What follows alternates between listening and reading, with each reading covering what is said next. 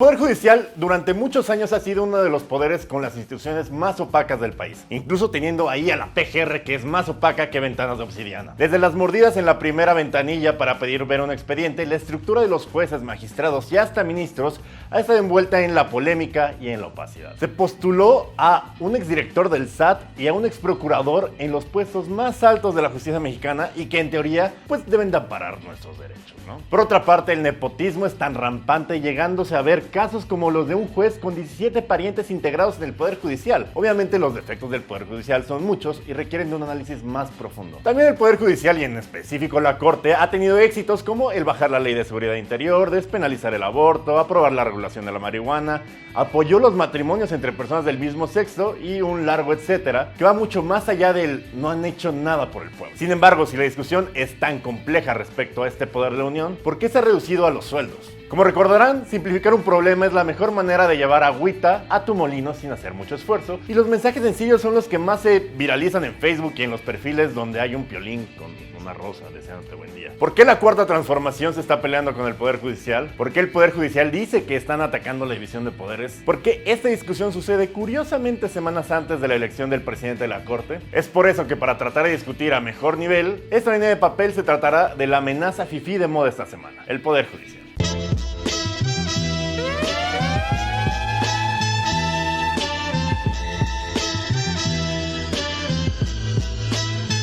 Sus trajes brillosos, su arrogancia y su olor a Colonia Siete Machos hace de los abogados uno de los especímenes profesionales menos populares. Sin embargo, la labor que realizan día a día en los juzgados es demandante y requiere de un alto grado de capacitación y técnica para no cagarla y dar la custodia de un hijo al padre más pinche o metiendo a la cárcel a quien no es. La vida es un ciclo, como dice Bad Bunny, y a pesar de que el nombre judicial nos recuerda un tambo y agua metiéndose por nuestra nariz, en realidad se refiere a los juzgadores y no a los policías. Ya no existen los policías judiciales, pero pues las prácticas culeras.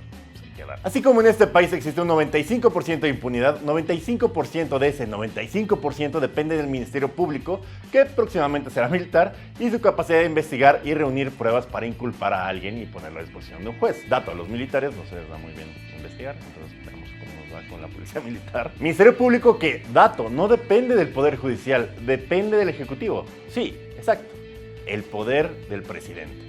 Sí, a muchos abogados les resultará obvio, pero para muchas personas esto no es suficientemente claro. En parte porque el carisma con la que los abogados escriben sus textos es la misma que tiene la risa de Kawhi Leonard.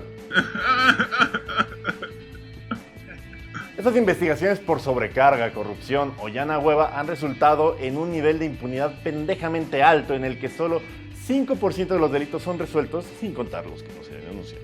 Los jueces fueron dotados de la capacidad de nombrar y remover a quien quieran de su staff, por decirlo de una forma, para proteger su autonomía e independencia en sus decisiones. Sin embargo, al igual que con los de Jersey Shore, la línea entre libertad y pasarse de verga es más borrosa que una noche de Four Loko. Y esta independencia y autonomía obviamente se utilizó para meter al primo, al suegro, a la nuera, al vecino y hacer del Poder Judicial el poder familiar de la Federación. Y amigos, aún así el Poder Judicial es un poder fundamental en nuestra democracia. Véanlo como un Megazord. Obviamente todos quieren ser el rojo.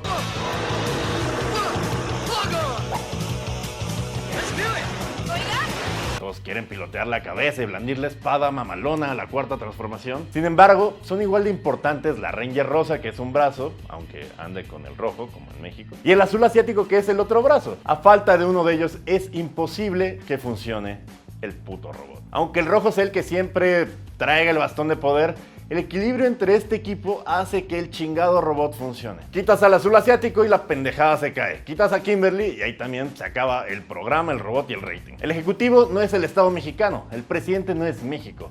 Obviamente, históricamente, nuestra constitución de buena o mala manera ha tratado de acotar a los tres poderes para que ninguno se pase de verga con el otro. En algunos países como el nuestro, el presidente tiene más peso y se llama un sistema presidencialista. En otros, el Congreso es el que truena las pistolas y ese es determinado parlamentario, como Inglaterra, por ejemplo. Y en otros simplemente no existe ningún poder, solo la palabra de un cabrón. Exacto. por no respetar a los poderes entre sí. Actualmente en México nos encontramos discutiendo la ley de remuneraciones a servidores públicos que regula el artículo 75 y el 124 de la Constitución. Básicamente todo el asunto de que ningún servidor público puede ganar más que el presidente. Situación que es un enfrentamiento contra la independencia del Poder Judicial porque hay varios funcionarios que ganan más que eso. Sin embargo, curiosamente no es una afrenta para el legislativo que a pesar de recibir más de 200,000 pesos al mes de remuneración el mes pasado, al ser parte de la militancia del Ejecutivo, pues se alinea. Y aunque el problema no es reducir los salarios, como han querido simplificar en prensa y propaganda, lo que sí se trata de discutir es que la propuesta está redactada con la cola. La oposición promovió acción de constitucionalidad para suspender la ley. Sus razones tendrán, pero a mí, a quien me importa escuchar, es a la CNDH, que también le impugnó y hace patentes preocupaciones de esta ley que no es mame. Se redactó en época de Calderón y se pasó sin ir a dictamen directo a pleno, violando el mismo reglamento de los diputados, y se pasó casi igualita. Uno de ellos es la carencia en la redacción de los preceptos impugnados, lo que genera incertidumbre en la aplicación y afecta el derecho a la seguridad jurídica y al principio de legalidad de los gobernados. Por ejemplo, los artículos que se adicionan al Código Penal Federal sancionan la autorización o recepción de un pago en demasía y la omisión de reportar al superior jerárquico dentro de un plazo de 30 días naturales. Pero supongamos que un servidor público recibe un pago por concepto de un crédito hipotecario, pero olvida reportar el ingreso a su superior. Bajo este supuesto, el servidor público estaría incurriendo en responsabilidad y podría ser mandado directo al tambo. De acuerdo con el planteamiento de la CNDH, la redacción de ambos preceptos genera incertidumbre jurídica en el destinatario de la norma, ya que se impone una carga desproporcionada a los servidores públicos y no acota de forma adecuada la conducta que será sancionada. Además, los artículos son copiados de la iniciativa presentada en 2009, pero que estaban contemplados para mantenerse en la propia ley. Al traspasar los artículos al Código Penal sin haber realizado ningún tipo de modificación, se evidencia la carencia y técnica legislativa porque se duplican. Se pinches duplican, hicieron control C, control V de la ley al Código Penal.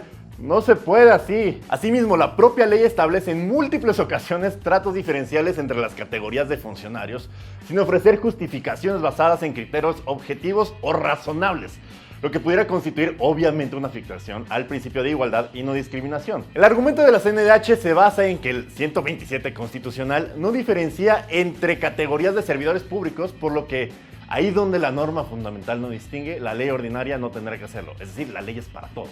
Mucho menos si no se ofrecen razones para superar el parámetro establecido en el primero de la Constitución. La CNDH señala que la ambigüedad e indeterminación de esta misma ley constituye una omisión legislativa parcial que se traduce en la afectación al derecho a la seguridad jurídica y el principio de legalidad. Además, solicitó la revisión de oficio del proceso legislativo, ya que considera pudieron existir violaciones procedimentales que pudieran derivar en la declaración de inconstitucionalidad, como pasarse por los huevos el dictamen. La CNDH finalmente dice que la aprobación de esta ley ha abierto un debate que no es nuevo, pero que mantiene una enorme relevancia en los tiempos que nos ocupan: la división de poderes y la independencia judicial. No se trata solamente de una discusión sobre las remuneraciones en el Poder Judicial, sino sobre los principios mismos del Estado de Derecho. Sobre la forma y el fondo, será la Corte quien tenga la última palabra. Así que, amigos, no es solamente tener una discusión tonta sobre sueldos, es una discusión de que no puede haber gobierno rico con pueblo pobre, pero tampoco puede haber gobierno noble con pueblo manipulado.